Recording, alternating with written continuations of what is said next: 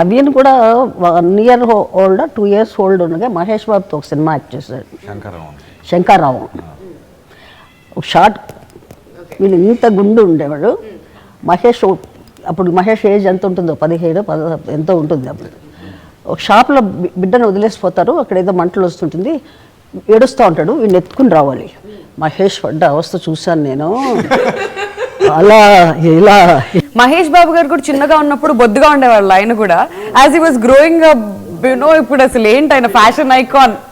Oh my God.